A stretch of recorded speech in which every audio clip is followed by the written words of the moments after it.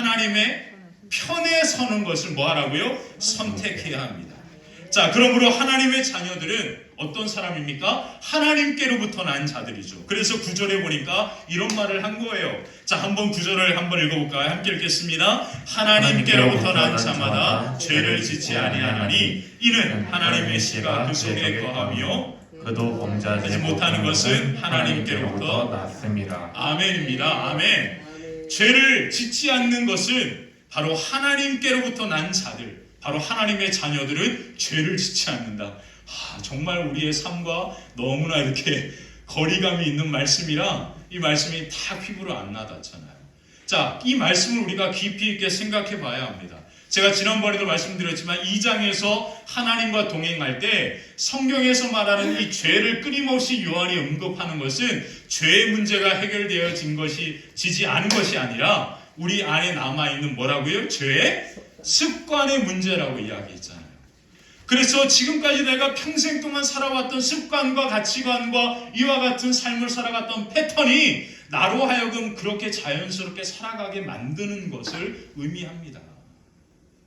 자, 그래서 우리가 오늘 이 말씀을 다시금 보아야 하는데 그렇게 살아가지 않기 위해서 우리는 하나님의 자녀로 살아가야 하는데 하나님의 자녀로 살아가는 힘은 내가 노력해서 되는 게 아니라 하나님께서 우리 안에 뭐를 두셨다고요? 하나님의 씨를 두셨다라고 표현합니다. 저는 이 말씀이 너무나 은혜로웠어요. 내 열심과 내 노력으로 예수님을 닮을 수 있는 게 아니라 하나님의 씨가, 내 안에 있는 하나님의 그 씨가 나로 하여금 그렇게 살아가게 만든다. 그러므로 우리는 하나님의 은혜 안에 살아가는 존재들인 거죠. 자, 이 하나님께로부터 우리 가운데 주어져 있는 하나님의 씨가 무엇입니까? 바로 그 씨가 바로 베드로전서에 보면 나옵니다. 베드로전서 1장 23절에 보면 그 씨가 무엇인지를 이야기해요.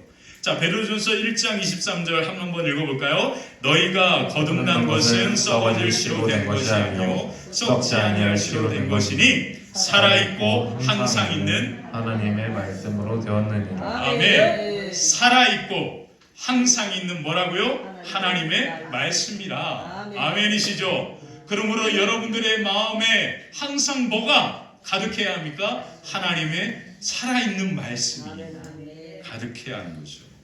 하나님은 사람에게 귀를 몇 개를 주셨어요? 2개를 주셨습니다. 2개를 주신 이유가 뭘까요?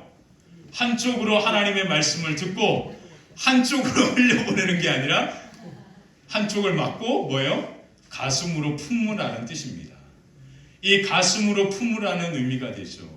근데 우리가 살아갈 때 우리에게 좋지 않은 말도 하잖아요. 그러면 좋지 않은 말을 한쪽으로 듣고 가슴으로 품지 말고 바로 뭐예요? 그냥 흘려보내라. 그런 뜻이죠. 하나님의 말씀은 한쪽으로 듣고 반드시 어디다 담아야 합니까? 가슴에 담아야 합니다. 그리고 그 가슴에 하나님의 말씀을 믿음으로 품을 때 그때 하나님의 성령이 역사하기 시작하고 그 성령이 우리의 걸음을 이끌기 시작하면 하나님의 자녀로서 우리의 삶이 나아가게 되는 것입니다. 아멘이시죠? 그래서 하나님의 말씀을 듣는 것, 하나님의 말씀을 보는 것, 하나님의 말씀을 배우는 것, 이 모든 것들은 우리의 신앙의 삶에 너무나 중요합니다.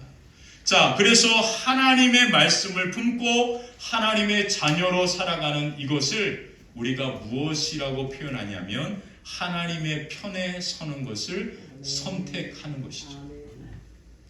선택은 항상 우리가 결정해야 될 문제입니다. 아담과 하와가 에덴 동산에서 선악과를 따먹는 무엇을 했습니까? 선택을 했습니다. 그래서 하나님은 우리를 너무나 존귀하게 여기셔서 우리가 선택하는 선택권을 우리에게 주신 거예요. 이것은 하나님의 놀라운 존중입니다. 왜 하나님께서 에덴 동산에 선악과를 만드시고 사람들로 그 선악과를 따먹게 하셨는가? 늘 우리는 이것이 의문이잖아요.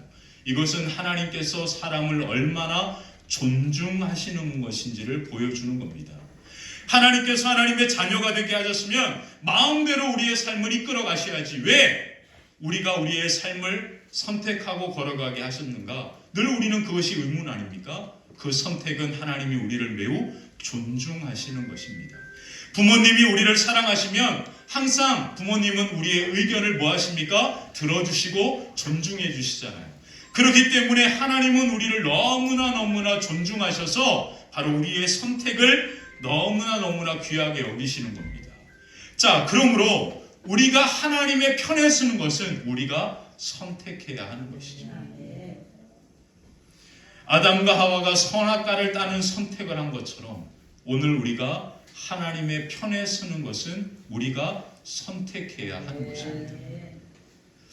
하나님의 편에 서는 것, 이 이야기를 할 때마다 늘 등장하는 예화가 있는데 그게 바로 링컨입니다.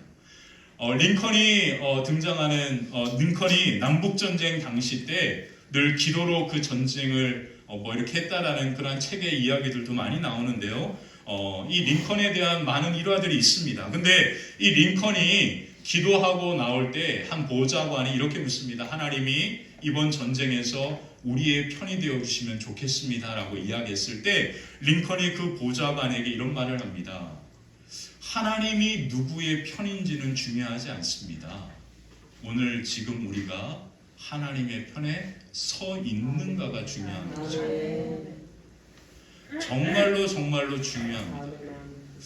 저는 이 전쟁에서 이 링컨이 한 이 이야기를 사람들이 그렇게 많이 해줄 때 저는 그 DC에서 그 공원에서 왜 그 나라의 중심에 이 링컨 기념관이 서 있을까라고 하는 것에 늘 의문이었거든요. 그리고 그곳을 갈 때마다 엄청나게 많은 미국인들이 자녀들과 함께 그곳에 오더라고요. 그리고 6월달이 되면 그리고 봄에 꽃이 피면 벚꽃이 그곳에 많이 피니까 사람들이 엄청나게 많은 사람들이 그곳에 몰려옵니다. 근데 너무 신기한 것은 수도 없이 많이 그곳에 와봤을 것인데 항상 들르는 곳이 뭐냐면 자녀들과 함께 링컨 동상 앞에 가는 거예요. 그 엄청나게 긴 계단 앞에 이렇게 있습니다. 엄청나게 큰 동상이거든요. 이 링컨 기념관에 이 링컨에 이렇게 앉아 있는 모습이 있는데 이 링컨이 이제 저렇게 앉아 있잖아요. 이 링컨이 앉아 있는 왼쪽 벽면에 바로 뭐가 있냐면 게티스버그 연설문이 써 있습니다. 벽면에 엄청나게 이렇게 큰 벽면에 연설문이 쫙 써 있어요. 이 게티스버그 연설문은 바로 이 남북 전쟁에서 정말로 엄청나게 많은 북군의 희생자가 있었던 지역에서 이 링컨이 그들을 추모하면서 군사들과 사람들과 함께 모여서 했던 짧은 그런 연설입니다. 그 연설문이 짧으니까 그 벽면에다 그것을 새겼는데 우리는 이 연설문을 너무나 익숙하게 잘 알고 있습니다. 이 연설 가운데 이런 말이 나오거든요. 국민을 위한 정부는 절대로 땅끝 어디에서도 망하지 않는다. 이런 말이 이제 이 연설문에 나오기 때문이죠. 자, 국민을 위한 바로 국민에 위한 정부라. 이 말에서 여러분들 중요한 의미가 담겨 있는데 그게 뭔지 아십니까? 국민이라고 하는 이 단어예요. 왜 이것이 유명하냐면 이 나라 국민들은 이 나라 사람들은 전혀 알지 못하는 나라와 한 번도 보지 못한 그 땅에 자기 자녀들이 피를 흘리는 것을 절대 가볍게 여기지 않는 국민들이거든요. 이 국민들의 이 가치 위에 세워진 정부는 절대 흔들리거나 무너지지 않는다라는 뜻이 있습니다. 여러분, 오늘 우리가 기억해야 할 것은 바로 이것입니다. 여러분들 한 사람 한 사람이 어떤 하나님의 자녀의 모습으로 가치를 가지고 서 있느냐가 하나님이 세상 가운데 어떻게 평가되어지냐를 결정하게 됩니다. 자, 이곳에 앉아있는 여러분 한 사람 한 사람이 어떤 모습으로 이곳에 앉아있고 살아가느냐가 화평교회가 어떤 교회인가를 사람들에게 평가되어지는 겁니다. 우리 화평교회는 적어도 정말로 이 하나님의 이 놀라운 사랑, 하나님의 승리의 부활의 영광 가운데 하나님의 멋진 믿음의 자녀로 하나님 앞에 나아가는 그러한 하나님의 자녀들인 줄 믿습니다. 그 자녀들이 함께 예배하는 이 교회는 세상 가운데 이 지역 가운데 하나님의 놀라운 영광을 드러내는 멋진 교회로 아름답게 쓰임받게 될 줄 믿습니다. 그래서 오늘 저와 여러분들이 무엇을 선택해야 할까요? 하나님의 편에 서는 것입니다.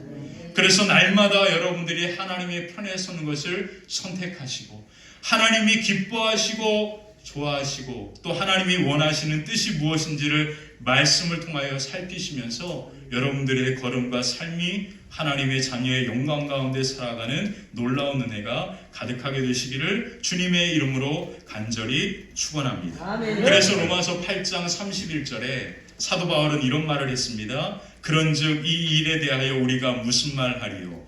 만일 하나님이 우리를 위하시면 누가 우리를 대적하리요? 자기 아들을 아끼지 아니하시고 우리 모든 사랑을 위하여 내주시니가 어찌 그 아들과 함께 모든 것을 우리에게 주시지 아니하겠느냐. 아멘. 기도하겠습니다. 좋으신 하나님, 우리가 오늘 하나님의 부활의 놀라운 승리와 영광을 우리의 가슴으로 가득 채우고 오늘 우리가 하나님의 편에 서서 하나님의 자녀로 우리의 삶이